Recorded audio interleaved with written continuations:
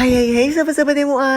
Jadi ini aku lagi benerin make up salah satu peserta workshop aku. Karena ada kesalahan saat pengaplikasian foundation dan juga pengaplikasian primernya. Jadi di sini aku bisa menyimpulkan karena ini kan kulitnya perawatan super licin gitu guys.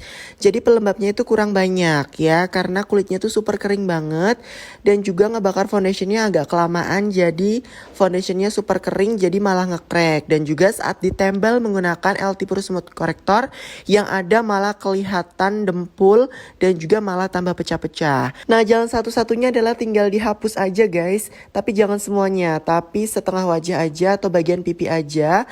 Kemudian untuk mengatasinya adalah aku aplikasikan ini primer glow finish dari LT Pro Aquaboost. Ini yang ngebantu banget, ini ampuh melembabkan wajah kering, melembabkan wajah yang super kering bahkan ya guys. Tuh hanya tinggal pakai satu primer itu aja cukup. Kemudian aku mau racikin foundation kembali. Nah untuk racikannya foundation ini nggak usah terlalu dibakar lama-lama guys.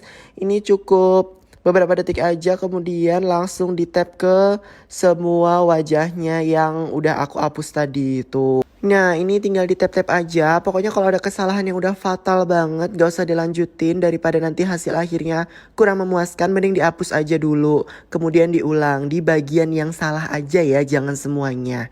Nah ini aku tap-tap sampai semuanya rata. Kalau sudah baru lanjut di apply bedak tabur, bedak padat, kemudian contour, blush on dan lain sebagainya. Nah jadi ini harus detail untuk benerinnya. Untuk teman-teman kalau ada kesalahan jangan panik ya.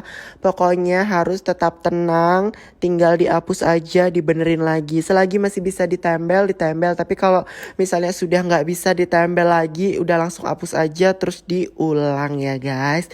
Demi kepuasan klien juga, seperti itu. Dan ini hasilnya guys, sudah selesai. Alhamdulillah akhirnya bisa dibenarkan juga. Semoga membantu untuk teman-teman yang pernah mengalami masalah seperti ini ya. Bye bye, sukses selalu.